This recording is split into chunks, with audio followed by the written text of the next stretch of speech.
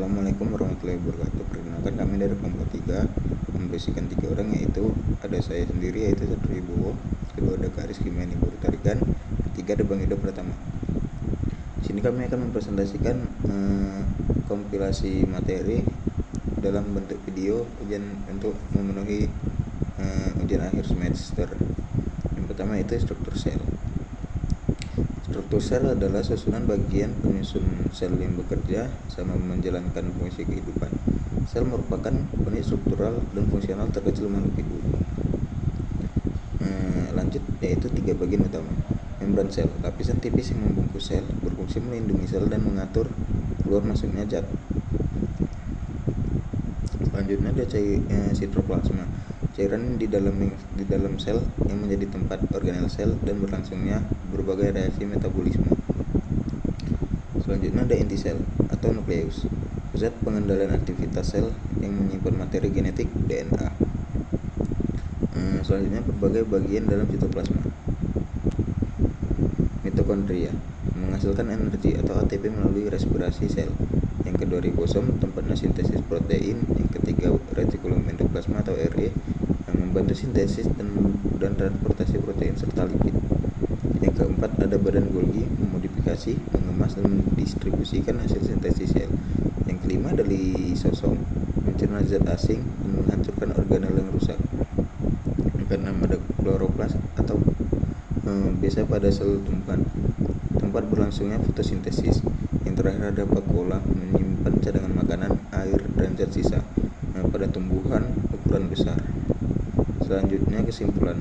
Struktur sel terdiri atas membran sel, sitoplasma, inti sel, dan berbagai organel yang memiliki fungsi khusus. Semua bagian tersebut bekerja sama agar sel dapat menjalankan proses kehidupan dengan baik. Selanjutnya ada transportasi zat.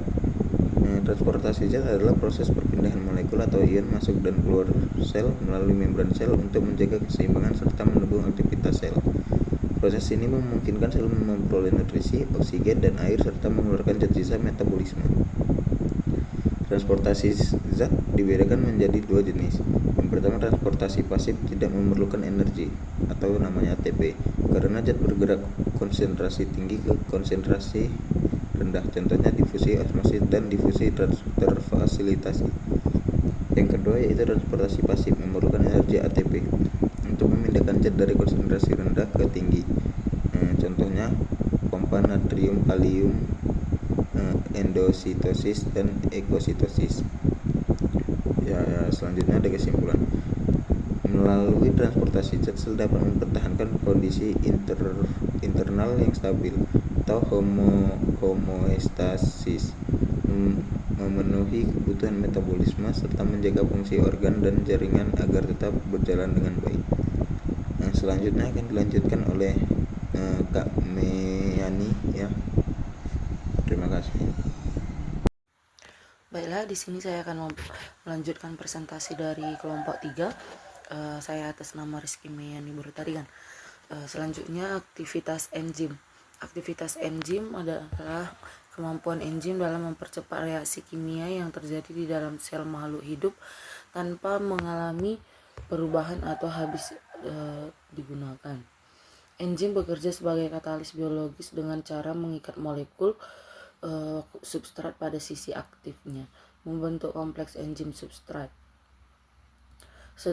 Setelah reaksi berlangsung, substrat diolah menjadi produk, kemudian produk dilepaskan sehingga enzim dapat digunakan kembali untuk mengkatalis reaksi berikutnya. Aktivitas enzim dipengaruhi oleh beberapa faktor, yaitu suhu, pH, konsentrasi enzim, konsentrasi substrat, serta adanya inhibitor atau penghambat dan aktivator atau pengaktif. Setiap enzim memiliki suhu dan pH optimum agar dapat bekerja secara maksimal.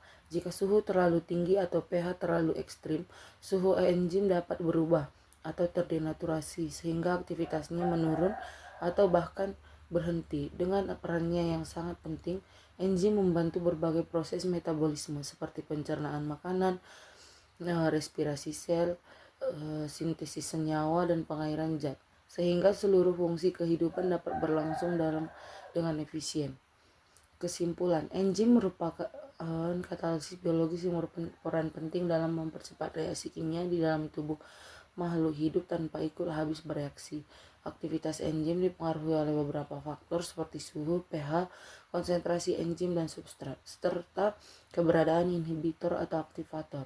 Oleh karena itu, enzim harus berada pada kondisi optimum agar dapat bekerja secara maksimal dan mendukung kelancaran berbagai proses metabolisme yang penting bagi kehidupan. Selanjutnya, fotosintesis. Fotosintesis adalah proses biologis yang dilakukan oleh tumbuhan hijau, alga, dan beberapa jenis bakteri untuk membuat makanan sendiri dengan memanfaatkan energi cahaya matahari. Proses ini berlangsung di dalam kloroplas yang mengandung klorofil, yaitu pigmen hijau yang berfungsi menyerap energi cahaya. Bahan utama yang digunakan dalam fotosintesis adalah air atau H2O yang diserap oleh akar dari tanah dan karbon dioksida atau CO2 yang diambil dari udara melalui stomata pada daun.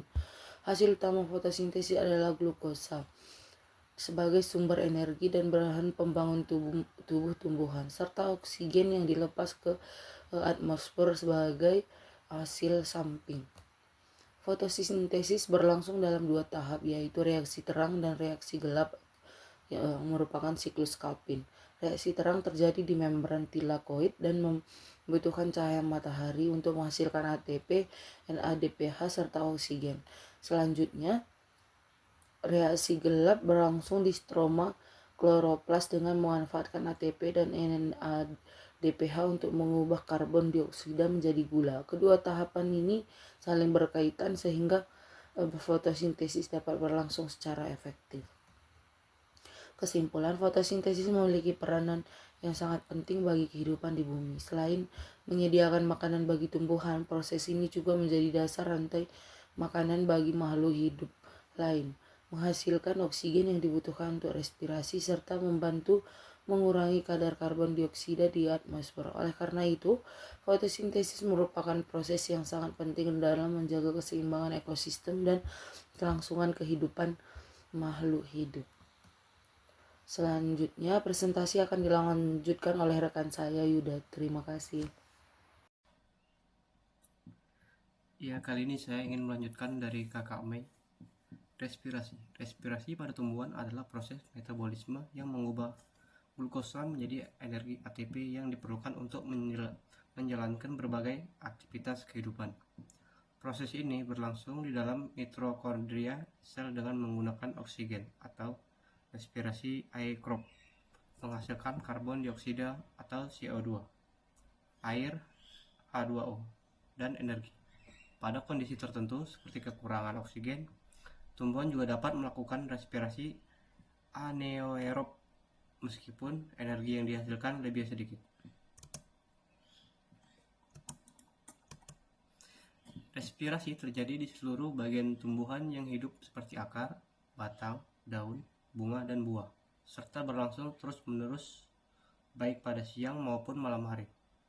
Energi yang dihasilkan digunakan untuk pertumbuhan, pembelahan sel, pembentukan jaringan baru, menyerapkan air dan unsur hara oleh akar, pengangkutan zat makanan, serta berbagai proses metabolisme lainnya. Proses respirasi terdiri atas 3 tahap utama, yaitu glukosis di sitoplasma, siklus Krebs di matriks mitokondria, dan rantai transport elektron pada membran dalam mitokondria. Ketiga tahap tersebut bekerja secara berurutan untuk menghasilkan ATP sebagai sumber energi utama bagi sel. Secara keseluruhan, respirasi merupakan proses yang sangat penting karena menyediakan energi yang dibutuhkan tumbuhan untuk tetap hidup, tumbuhan berkembang, dan mempertahankan fungsi sel fisiologisnya. Tanpa respirasi, tumbuhan tidak akan mampu menjalankan proses kehidupan secara normal. Jadi kesimpulannya, respirasi pada tumbuhan merupakan proses penting yang menghasilkan energi dari pemecahan glukosa untuk mendukung seluruh aktivitas kehidupan. Proses ini berlangsung secara terus-menerus di semua bagian tumbuhan, baik siang maupun malam.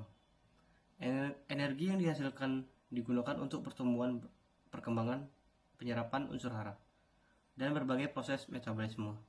Oleh karena itu, respirasi memiliki peran yang sangat penting dalam menjaga kelangsungan hidup dan fungsional tumbuhan. Di sini masuk ke defisiensi unsur hara. Defisiensi unsur hara adalah kondisi ketika tanaman mengalami kekurangan satu atau lebih unsur hara esensial yang dibutuhkan untuk pertumbuhan dan perkembangan. Kekurangan unsur hara dapat disebabkan oleh rendahnya kandungan hara dalam tanah, pH tanah yang tidak sesuai, pencucian hara, atau gangguan pada penyerapan oleh akar. Kondisi ini menyebabkan pertumbuhan tanaman menjadi tidak optimal dan dapat menurun hasil panen. Gejala defisiensi berbeda-beda tergantung unsur hara yang kekurangan nitrogen atau N, menyebabkan daun menguning dan pertumbuhan terhambat. Kekurangan fosfor atau P membuat daun berwarna hijau tua hingga keunguan serta pertumbuhan akar terganggu. Sedangkan kekurangan kalium atau K menyebabkan tepi daun menguning atau mengering. Selain itu, kekurangan unsur hara mikro seperti besi atau Fe, seng atau Zn, magnesium atau Mg, dan boron atau B juga dapat mengakibatkan klorosis daun kecil, pertumbuhan titik tumbuh tergantung hingga penurunan kualitas hasil tanaman. Penanganan defisiensi unsur hara dilakukan dengan pemberian pupuk sesuai dengan kebutuhan tanaman, menjaga pH tanah agar tetap optimal, meningkatkan bahan organik tanah, serta menerapkan pemupukan yang seimbang. Dengan mengelola unsur hara yang baik, pertumbuhan tanaman dapat berlangsung optimal sehingga produktivitas dan kualitas hasil panen dapat meningkat. Jadi kesimpulannya, defisiensi unsur hara merupakan kondisi kekurangan unsur hara esensial yang dapat menghambat pertumbuhan, perkembangan, dan produktivitas tanaman. Setiap unsur hara memiliki fungsi yang berbeda sehingga gejala berkurangnya juga berbeda. Oleh karena itu, pengolahan hara yang tepat melalui pemupukan seimbang, perbaikan kondisi tanah, dan pemantauan kebutuhan tanaman sangat penting untuk menjaga pertumbuhan optimal dan meningkatkan hasil panen. Sekian dan terima kasih. Saya dan teman-teman dari kelompok 3 mengucapkan terima kasih jika ada salah kata atau kurang dari kami. Saya mohon maaf dan teman-teman. Assalamualaikum warahmatullahi wabarakatuh.